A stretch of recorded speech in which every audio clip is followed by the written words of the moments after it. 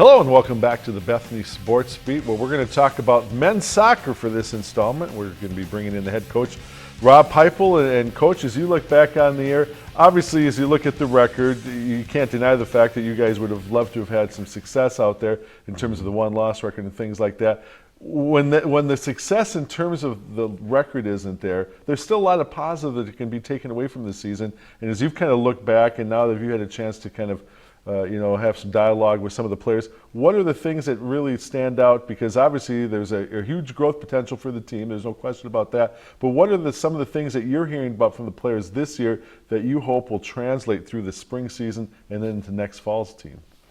Well, I think anytime, like, if you look at this year and say, when we got kids that actually got to play that would have normally never got to play because of when you lose the 8 seniors from last year's starters, and so many kids got to play, so they got valuable experience they would never have gotten before. So I think a lot of the guys, when they look back, it was fun to play, fun to get out there. I think all of them will tell you that it was far more difficult than they anticipated.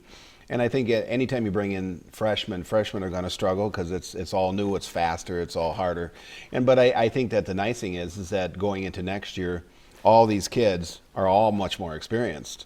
And so something they would have never got. So that's actually a huge positive for us next year. Okay.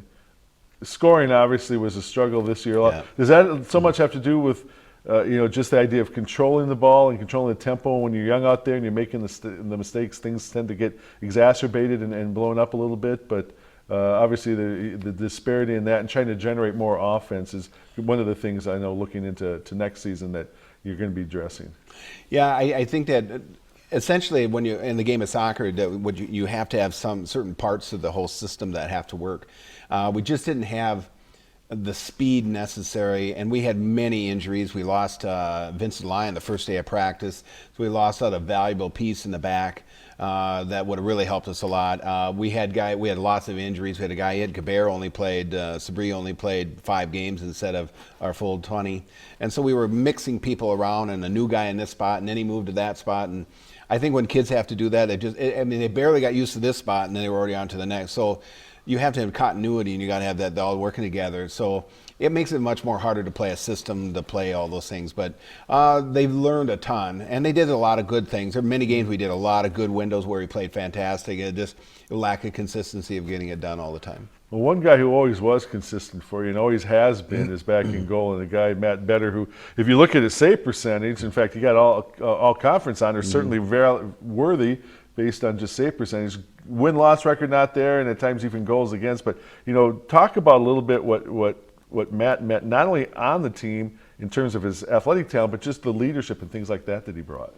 Well, one of the things that when we had our year-end meetings with Matt and then talking to him, he said, yeah, I would have loved to win, but he said, you know what, I love to compete. And he says, I still had a great time. And that's the sign of a great leader. He put it all in perspective that it isn't all about winning. Obviously, we want to win. But it was about going out there, compete, and showing the guys that he gives it everything he has. And not only was he a great leader, his save percentage, like you said, were awesome. He saw so many shots, and I know many of the coaches from the other teams would say he's awesome because he'd make saves that were just amazing. And so I think he won the hearts of the guys in the conference, the coaches, that they would vote him as all conference. Obviously, he did some pretty cool stuff, and we will definitely miss him. He's going on to do the engineering at the University of Minnesota in civil engineering. And so, yeah, we'll miss him. Not only his leadership, we'll miss him. He's such a cool, calm guy. It's pretty cool to have a guy like that. So as you look to next year, obviously from a recruiting perspective, addressing depth, addressing some of the scoring and things like that. Really, as far as the focus on where it's going, what are you looking at right now? What are the key elements in terms of the recruiting aspect, or is it kind of depth needs to be addressed, and again trying to find some scoring punch? Yeah, I think that number one, we need more depth. We need to get more kids in there so we have a more competitive environment. That's one. Number two, relative to the system that I play and many people play in the UMAC or whatever, is that I didn't have fast enough outside mids or forwards, and that speed helps to open it up a little bit for everybody. So we've been working super hard, Ryan Bolte, Coach Bolte, and I, to identify and look for outside mids and forwards that have good speed, because that will open us up a lot. I think that we just need a few more pieces, add to the talent we have and the experience that these kids will come back.